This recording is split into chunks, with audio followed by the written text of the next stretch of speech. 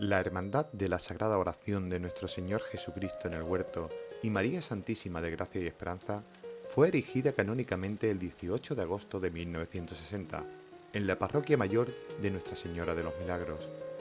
4 meses después, el 18 de diciembre de 1960, coincidiendo con la festividad de la Esperanza, fue elegida la primera Junta de Gobierno, siendo su hermano mayor don José María Gutiérrez Colosía. El Olivo, como se conoce popularmente a la hermandad, se caracteriza por ser pionera y marcar la diferencia, no solo en Semana Santa. Entre estas innovaciones, podemos destacar la instalación del primer Belén abierto al público de la ciudad hace más de 40 años, la creación de la primera caseta de feria en la que se vendían bebidas y comidas. Hasta entonces, la feria era solo de ganado. O siendo pioneros en la donación de sangre en la provincia de Cádiz, asociación de la cual el Señor del Huerto es patrón. En la actualidad, la hermandad cuenta con 1.200 hermanos aproximadamente, de los que realizan estación de penitencia unos 600. Hoy conocemos los inicios de la hermandad, que no habría podido llegar hasta donde está sin el trabajo, constancia y buen hacer de sus hermanos a lo largo del tiempo. Hoy conocemos la semilla del olivo.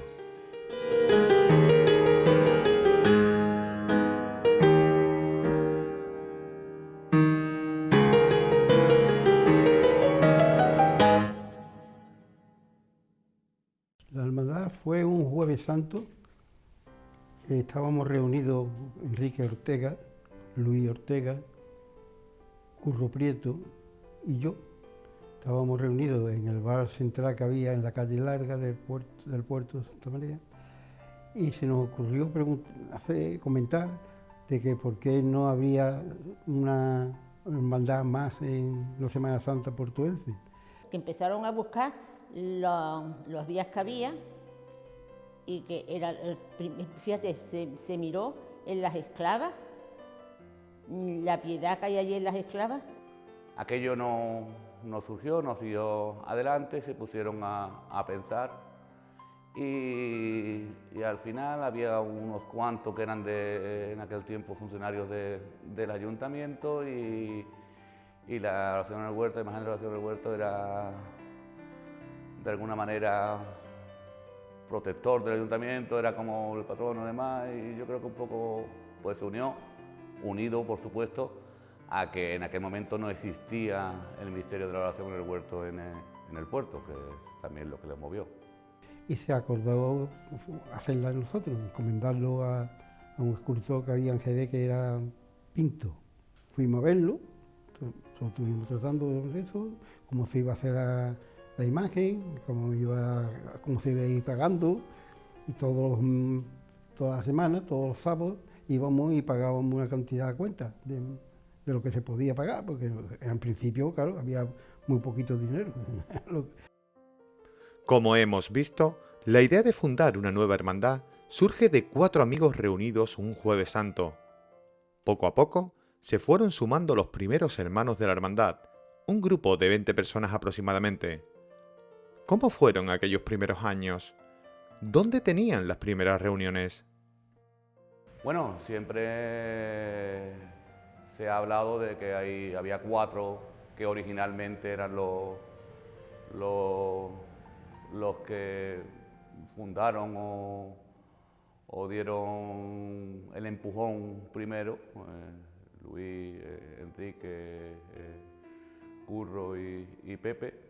Y después pues siempre se hablaba de un número de 20 que fueron los que originalmente se reunieron para en aquel momento seguir la idea de aquellos 4 y poner incluso su primera contribución económica para adquirir la imagen del Señor, que fue lo primero que hicieron. Nos reuníamos en el bar de los Tres Reyes y todas las noches pues, teníamos allí nuestra reunión y comentábamos de todos los temas y principalmente de esto y queriendo hacer rifas y... Pues había mucha unión, que yo no sé, ahora veo yo, claro, es que ahora esto está mastodóntico, esto es ahora, pero entonces todos éramos jóvenes, casi todos recién casados. Pues con mucho éxito, bastante, era la mejor hermandad que había en el puerto. Sigue siendo, creo. De momento creo que sigue siendo, aunque han mejorado mucho todos los demás. En todos estos años, la sede canónica de la Hermandad no ha variado de la Basílica de Nuestra Señora de los Milagros, concretamente de la Capilla de Benavides. Por el contrario, la Casa de Hermandad sí sufrió un cambio. En los inicios se encontraba en la calle San Sebastián, los actuales salones parroquiales de la Basílica. Años más tarde, la Hermandad adquiere un solar en la calle Cruces número 82, donde se encuentra la Casa de Hermandad actual, que fue bendecida e inaugurada en 2006. ¿Se pensó en otra sede canónica para la Hermandad? ¿Por qué se utilizaron los salones parroquiales como Casa de Hermandad? Está desde su fundación en la capilla de Benavides, la capilla que originalmente era de la Hermandad de la Humildad y Paciencia.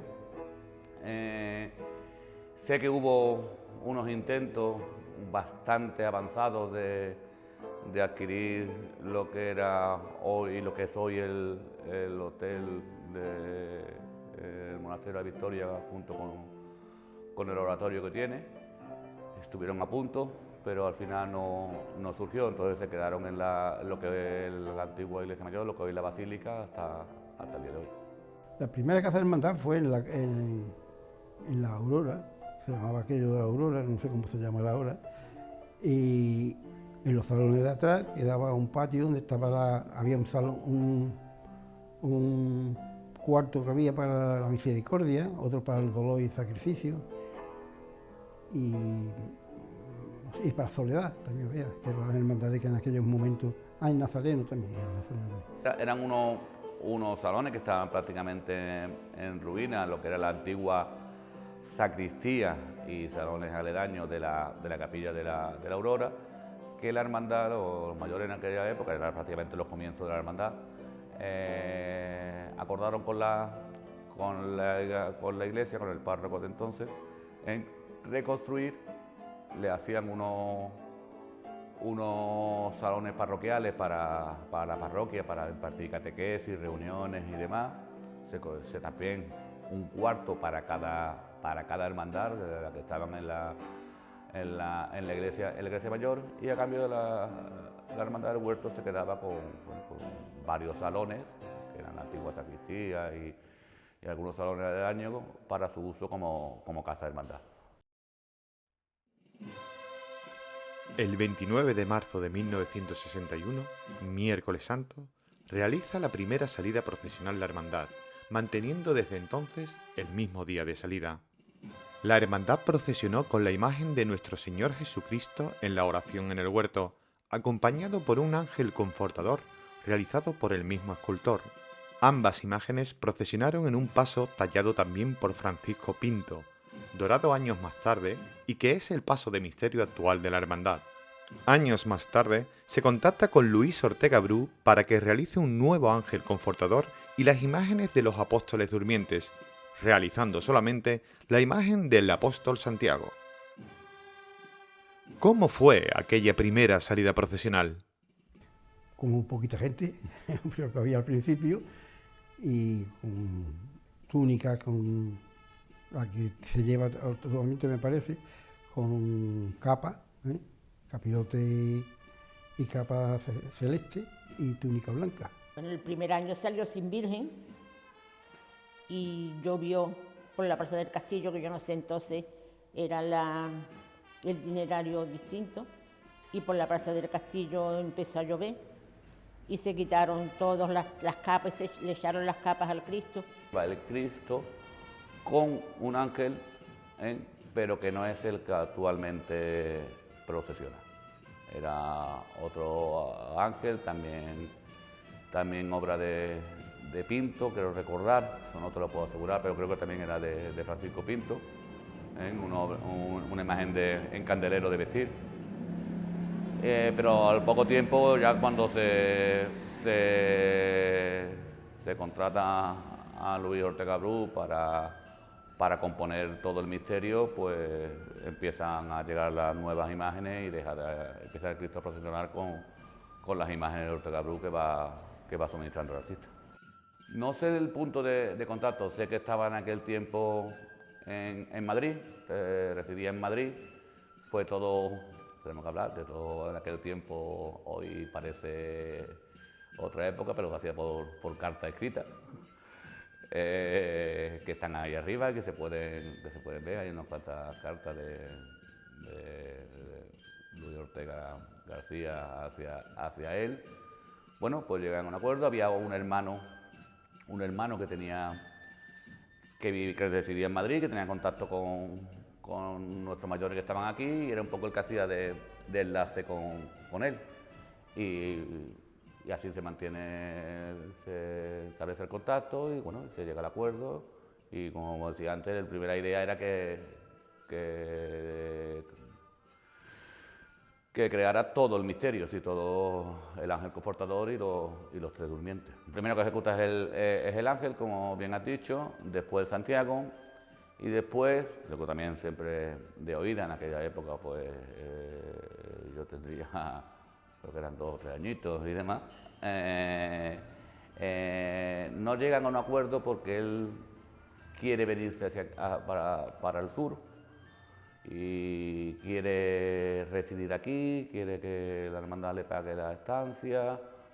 Ahí hay una serie de malentendidos, no malentendidos, sino bueno, que no llegan a un acuerdo económico y demás. Ya también eran últimos años de artista, su situación no era la más idónea, y bueno, y se rompe la relación.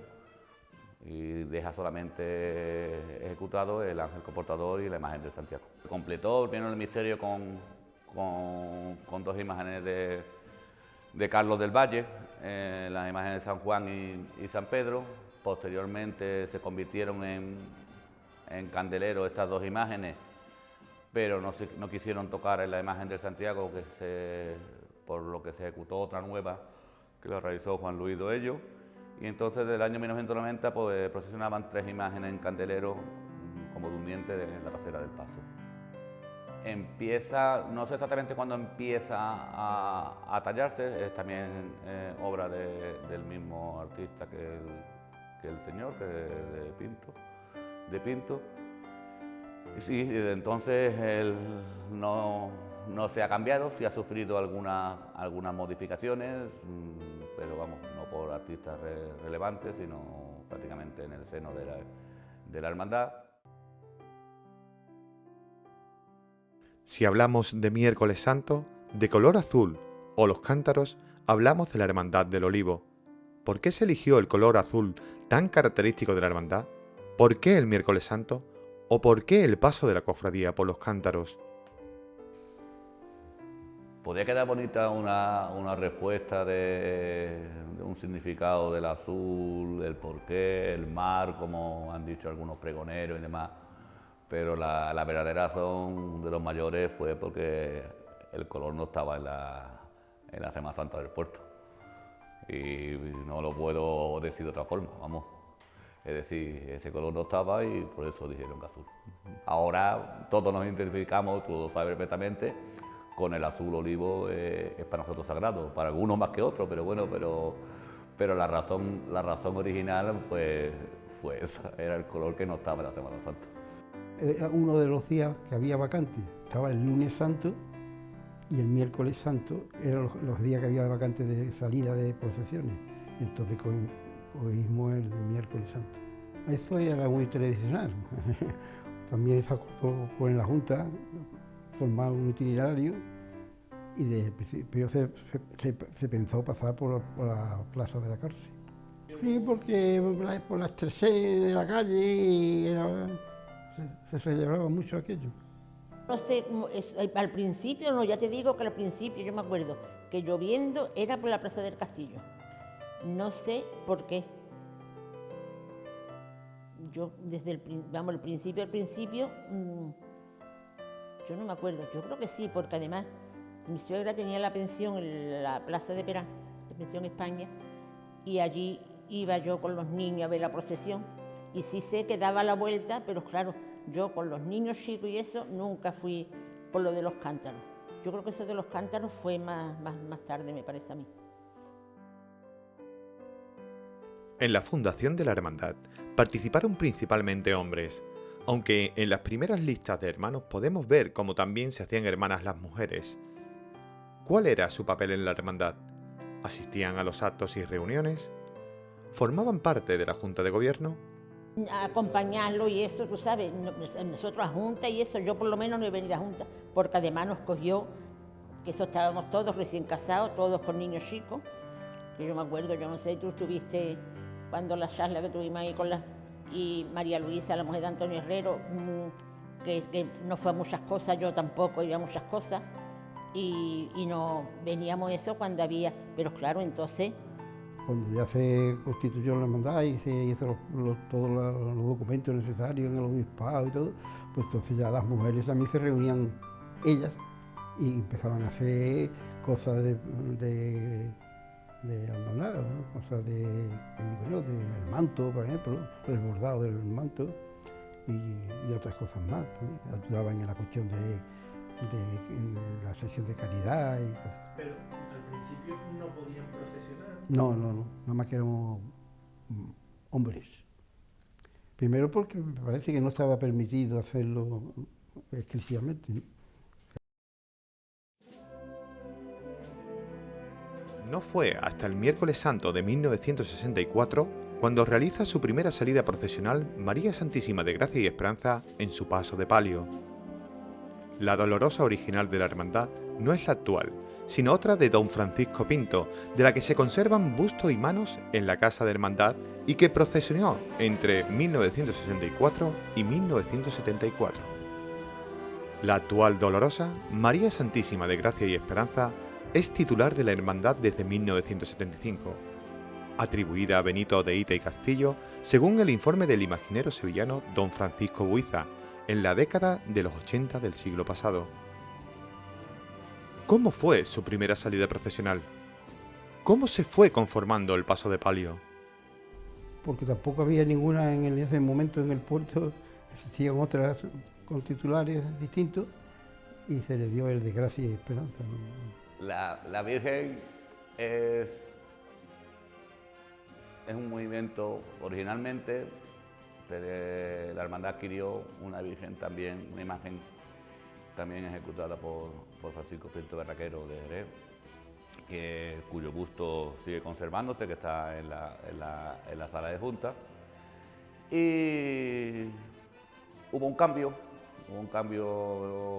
de imagen, como se hacían los cambios en aquella época, de la noche a la mañana, sin saber de dónde ni cómo, pues apareció una nueva imagen de Gracia y Esperanza, que bueno, que sigue procesionando hasta ahora, que algún restaurador que la ha observado internamente la atribuye a Ita del Castillo o a su entorno, y bueno, y que después de más de 40 años es la titular, vamos, y es la que tiene la devoción de todos los hermanos.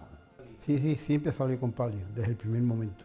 Más sencillito, los colores del palio eran totalmente blancos, tanto el palio como las caídas y el manto también era. El manto me acuerdo perfectamente que era de color blanco. Que después ya se fue cambiando por el color celeste o azul. El paso de palio se fue conformando poco a poco. Nuestros mayores tenían una visión muy de querer lo mejor. Siempre han querido destacarse. Entonces fueron adquiriendo, conformando el paso de palio con orfebres de prestigioso nombre en Sevilla, todo, de Seco Velasco, después Villarreal. Es decir, que, por ver un ejemplo, los candelabros de cola, que tengo justo detrás, tienen 14 luces cada uno. En aquella época eso era impensable de que un candelabro de color llevara 14 luces, pero ellos querían siempre lo más para su paso. Se fue conformando poco a poco. El Paso de Palio sí sufrió algunas restauraciones, como en los varales, se le añadieron a lo largo de la historia algunas macollas, los remates de las perillas también se hicieron nuevos, poco a poco se ha ido conformando. Bueno, y sobre todo lo más importante, lo que creo que el mayor valor que tiene ahora mismo el Paso de Palio fue la ejecución de las caídas de las bambalinas en oro realizada en Huelva, que creo que se hizo un trabajo espectacular manteniendo la idea de las originales, que eran unas bambalinas en recorte muy singulares, porque tenía unas campanas en todos sus laterales y el frontal, y se mantuvo un poco la idea, pero se hicieron unas bambalinas ya, como digo, en malla y de hilo de oro y bordadas en oro, que creo que son un referente, yo no sé si casi a nivel de provincia, por supuesto. El olivo se caracteriza por ser pionera y marcar la diferencia no solo en Semana Santa. Entre estas innovaciones podemos destacar la instalación del primer Belén abierto al público de la ciudad hace más de 40 años, la creación de rifas, eventos y actividades para obtener dinero, o siendo pioneros en la donación de sangre en la provincia de Cádiz, asociación de la cual el señor del Huerto es patrón. ¿Cómo surgían estas ideas? ¿Cuáles fueron las más llamativas? Ya te digo, de inventos, de hacer cosas, muchísimo. Eran, ya te digo, era Enrique, Luis, Enrique Pedregal, que ese ya fue de los que se habló luego.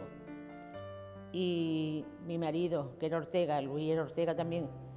Y eran los que inventaban, esa gente y Enrique Pedregal, inventaban las cosas. Uno inventaba una cosa y el otro no le parecía bien. Y yo decía, digo, aquí están los grandes inventos del TVO. Lo que inventaba uno al otro no le parecía bien. Pero después, aunque tenían esa diferencia, pero se llevaban muy bien, se llevaban estupendamente.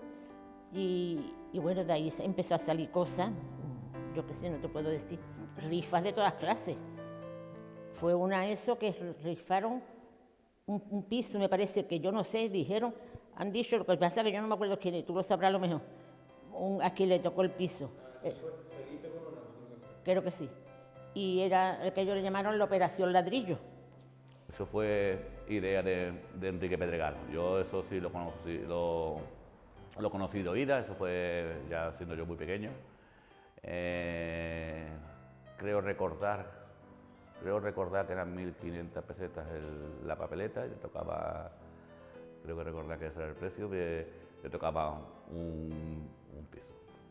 Esas barbaridades, digo que nada más que se les ocurrían a ellos, hacían Operación Ladrillo, Operación Vigueta, eso era para construir lo que era antiguamente la Casa de Hermandad, junto con los salones parroquiales de catequesis y demás, que todo eso lo ejecutó la Hermandad. Es decir, tuvieron una capacidad como decía al principio, de gestión, y eran un grupo que en aquel tiempo en el puerto tenían una muy buena posición y llegaban a todos sitios y tenían muchos conocidos, muchos amigos y sabían moverse muy bien y bueno, pues en pocos años situaron la hermandad muy arriba. Bueno, y después creo que históricamente pues todos los continuadores han sabido mantenerla, incluso engrandecerla más, ¿no? Y después también un Seita, que entonces los coches también un SEA. Después hubo una tómbola en la calle Larga, La Perdiz, ¿sabe cuál es el bar de La Perdiz?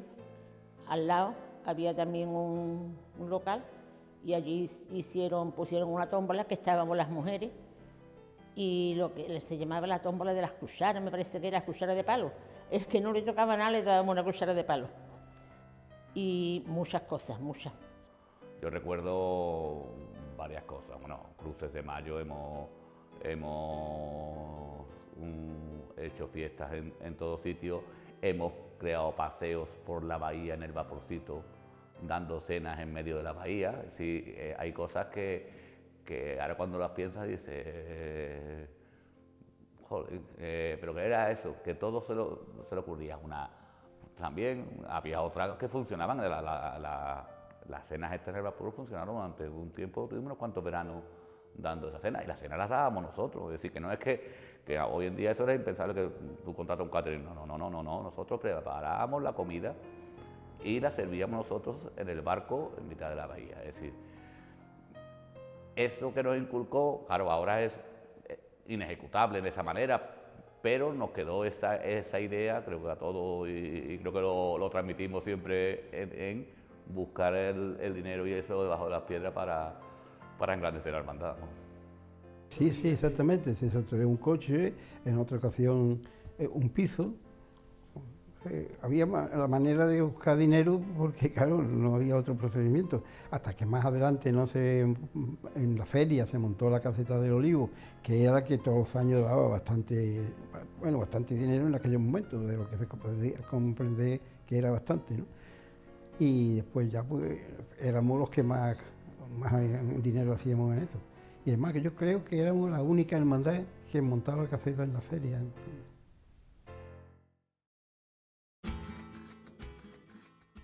La creación de la primera caseta de feria en la que se vendía bebida y comidas fue la innovación más importante que llevó a cabo la hermandad en sus inicios. Desde 1982 se celebra en la misma el pregón de la feria y el vino fino, siendo este incluido en el programa de actos oficiales del excelentísimo Ayuntamiento del Puerto de Santa María. En los inicios, la feria se instalaba en el actual Parque de la Victoria. Años más tarde, se trasladó al barrio de Crevillent y en la actualidad se encuentra en el recinto de las banderas. Durante estos primeros años y localizaciones, eran los propios hermanos los que montaban y desmontaban la estructura y herrajes de la caseta, además de trabajar en ella sirviendo las bebidas y comidas. ¿Cómo surgió la idea? ¿Cómo era el montaje de la misma? Que fueron unos pocos, que hubo un hermano que no le pareció bien, otros cuantos que sí le parecieron bien, esos fueron los que organizaron todo, hubo 2 o 3 que fueron a hablar Bosne para el Fino Quinta, el mostrador que era las botas, eso era de José Luis Huerta, que el yerno y también era de los que estaba en la hermandad. Y ya te digo, los primeros años fue así. Pues la idea fue hablar con la firma de Ojorne para que diera el vino de Fino Quinta un poquito más barato, y se vendían, pues al principio se vendían 3.000 botellas, 3.000 y pico de botellas en los primeros años de la feria. Y el mostrador y eso eran a base de botas, montadas por la base de botas, y detrás pues eran nosotros, los hermanos, los que estábamos al frente de ellos. Prácticamente desde su comienzo, no sé si fue el año siguiente o los 2 años, surgió la idea de montar una caseta de feria. Lo más innovador que puso la hermandad en este mundo de la feria fue que fue la primera que vendió el vino por media botella. Hasta entonces en la feria se vendía el vino a granel, copa, desde las botas, y la hermandad fue la primera que empezó a venderlo en media botella desde su comienzo, vamos. Y eso como innovación pues la primera. Pasó pues por 3 ferias, por 3 lugares, ha pasado por La Victoria, ha pasado por el recinto de Crevillent y ahora en el actual de la Bandera. Sí, montábamos nosotros a base de palo, y tordo y era un plan rústico, se podría decir, muy rústico, muy... Pues aquello eran una verdadera paliza. También hay que recordarlo, como siempre me lo habéis escuchado, como un muy buenos ratos, pero de verdad que visto ahora desde la distancia eran una paliza, e incluso aparte del esfuerzo también unos riesgos y unas imprudencias que cometíamos que a veces nos pasábamos. Eran otras épocas también, hay que entenderlo todo, hay que suscribirlo al año en el que estábamos, pero trasladar todo el herraje desde donde se acopiaba, se guardaba hasta el recinto y montarlo desde abajo hasta el último de los enseres, pues se necesitaba una importante cuadrilla y sobre todo muchas ganas.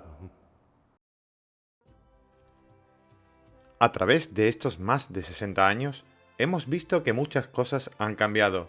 Algunas han mejorado, otras ya no están. Pero como todo grupo, al igual que nuestra sociedad, vamos cambiando. Pero lo interesante es que estos cambios nos hagan evolucionar. ¿Ha vivido esta hermandad una verdadera evolución? Creo que la evolución, más que evolución, porque como decía antes, creo que la hermandad ha mantenido, cosa muy complicada de hacer, su idiosincrasia y su forma de ser desde los orígenes, siempre, claro, adaptándote a las nuevas circunstancias de cada época. Es decir, cuando no podemos, es decir, como contaba antes, las cosas que se hacían para sacar dinero antes no se pueden hacer ahora, pero ahora se hacen otras. Es decir, son ideas distintas, pero basadas en la misma forma de pensar que tenía la hermandad hace 60 años cuando se fundó. Es decir, creo que la evolución ha sido muy buena, que hemos tenido altibajos, por supuesto, como en todas las agrupaciones, asociaciones, pero siempre creo que con una tendencia ascendente.